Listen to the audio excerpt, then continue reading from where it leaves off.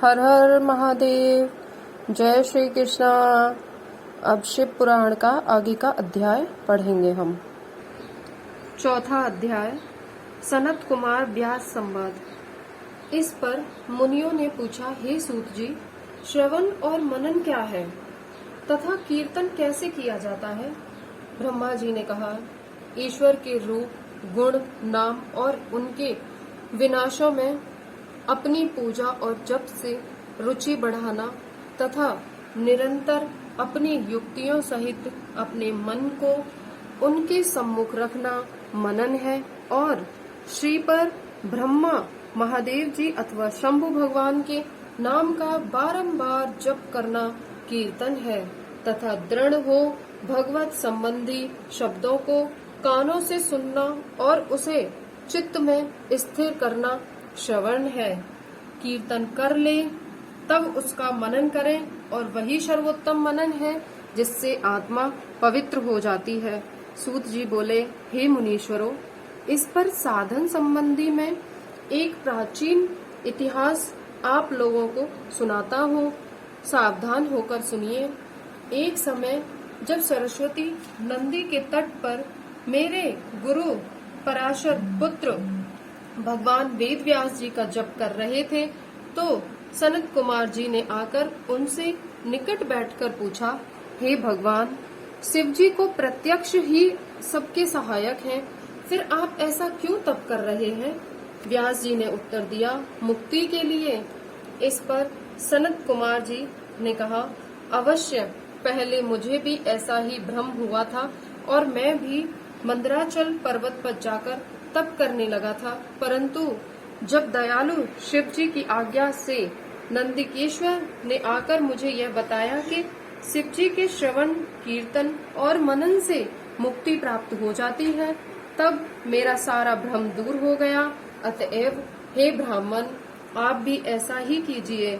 यह कहकर सनत कुमार जी चले गए।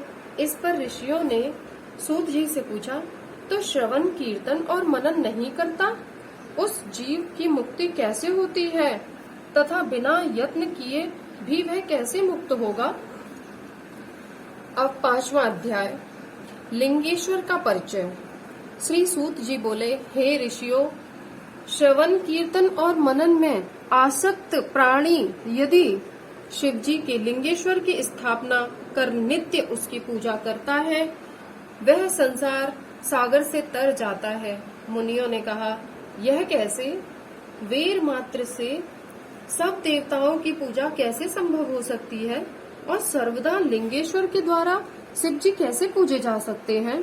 श्री सूत जी बोले, हे मुनीश्वरों, इसके लिए भी स्वयं महादेव जी ने कहा है, किसी अन्य ने नहीं। मैंने श्री गुरु मुख से यही सुना है कि एक शिव जी ब्रह्म रूप और निष्कल अर्थात कला रहित और कला सहित भी है।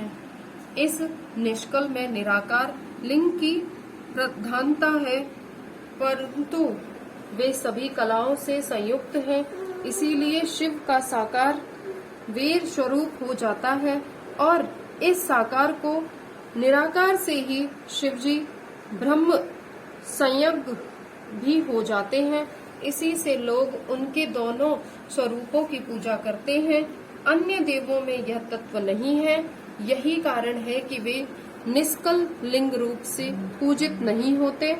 ब्रह्म पदवी तो केवल शंकर जी को ही प्राप्त है। इस वेदांत सार ओम प्रणव के लिए भी सनत कुमार जी ने मंदराचल पर्वत पर श्री नंदिकेश्वर जी से प्रश्न किया था, जिस पर नंदिकेश्वर ने स्पष्ट किया था कि एकादि शिव जी ही एक प्रकार पूजनीय है। कलापूर्ण भगवान शिव का वेद पूजन लोक सम्मत है और वेद से इसकी आज्ञा दी है। जिस पर सब सनत कुमार जी ने वेर की उत्पत्ति पूछी, तो नंदिकेश्वर ने कहा, पूर्व काल में जब ब्रह्मा और विष्णु में युद्ध हुआ, तो उनके बीच में निष्कल शिव जी ने स्तंभ रूप में प्रकट होकर विश्व संरक्षण किया था, और तभी से महादेव जी का निष्कल लिंग और सकल वेद जगत में प्रचलित हुए। वीर मात्र को देवताओं ने भी ग्रहण किया, जिससे शिव जी के अतिरिक्त बेर लिंग से देवताओं की भी पूजा होने लगी और उनका फल दाता हुआ। परंतु शिव जी के लिए लिंग और बेर दोनों ही पूजनीय हुए हैं और जिनसे कल्याणमय भोग और मोक्ष दोनों ही प्राप्त होने लगे। जय श्री महादेव। हर हर महादेव। 6वां अध्याय ब्रह्मा विष्णु संग्राम। श्री नंदीकेश्वर बोले, पूर्व समय में जब श्री विष्णु जी अपने सहायकों एवं अनुचरों सहित श्री लक्ष्मी जी के साथ शेष शैया पर शयन कर रहे थे, तब ब्रह्म देवताओं में श्रेष्ठ ब्रह्मा जी स्वयं ही वहां पर जा पहुंचे और विष्णु जी को पुत्र कहकर पूछने लगे कि तू कौन है? हे पुत्र, उठ, मुझे देख, मैं तेरा ईश्वर यहाँ आया हूँ। इस पर विष्णु जी के भीतर क्रोध हुआ, परंतु उसे दबाकर उन्होंने ब्रह्मा जी से कहा, हे पुत्र, तुम्हारा कल्याण हो, आओ बैठो, मैं तुम्हारा पिता हूँ और कहो कि तुम्हारा मुख टेढ़ा क्यों हो गया है?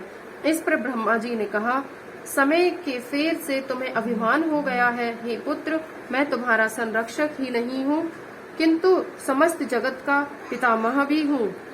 विष्णु जी ने कहा, रे चोर, तू अपना बड़प्पन क्यों दिखाता है? सारा जगत तो मुझ में निवास करता है। तू मेरे ही नाभि कमल से प्रकट हुआ और मुझसे ही ऐसी बातें करता है। नंदीकेश्वर कहते हैं कि जब इस प्रकार रजोगुण से मुक्त उन दोनों महानुभवों में विवाद होने लगा, तब वे दोनों अपने को प्रभु कहते कहते एक दूसरे का वध करने पर उद्यत हो गए और युद्ध छिड़ गया। हंस और गरुड़ पर बैठे दोनों अमर ईश्वर परस्पर युद्ध करने लगे, उनके वाहन भी लड़ने लगे। देवता आकाश से देखने और दोनों देवताओं पर पुष्प वृद्धि करने लगे। इसी समय ब्रह्मा जी के वक्ष स्थल में श्री विष्णु के अनेकों अस्त्रों का प्रहार कर उन्हें व्याकुल कर दिया, जिससे कुपित हो ब्रह्मा जी ने भी उनके वक्ष स्थल पर कई भयानक प्रहार किए। अग्निवत अस्त्रों के आश्चर्यजनक व्यापार हुए। देवता एक दूसरे के प्रति कानाफूसी करने लगे।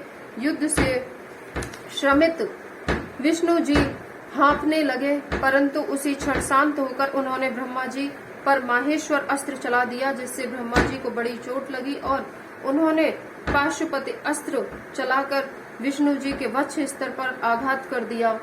इसके पारस्परिक आघातों से देवता अत्यंत व्याकुल हो उठे और उन्होंने कहा, आप दोनों ही अराजकता उत्पन्न करते हैं, अतः यह सारी सृष्टि शिव जी की है कि जिस त्रिशूलधारी की इच्छा बिना कोई एक तिनका भी इधर से उधर नहीं कर सकता। हम लोग शिव जी के पास जाते हैं। ऐसा कहकर देवतागण चंद्रशेखर श्री महादेव जी के पास गए। महादेव जी अपनी सभा में उमा सहित मणिमय दिव्य सिंहासन पर विराजमान थे। देवताओं ने सहांग दंडवत कर श्री महादेव जी को नमस्कार किया। उनको नमस्कार करते देख श्री महादेव जी ने उन्हें अपने पास बुला लिया और अर्थ गंभीर वाणी बोले, बोलिए हर हर महादेव, हर हर महादेव, हर हर महादेव। मिलते हैं अब नेक्स्ट अध्याय 7वां, 8वां और 9वें अध्याय।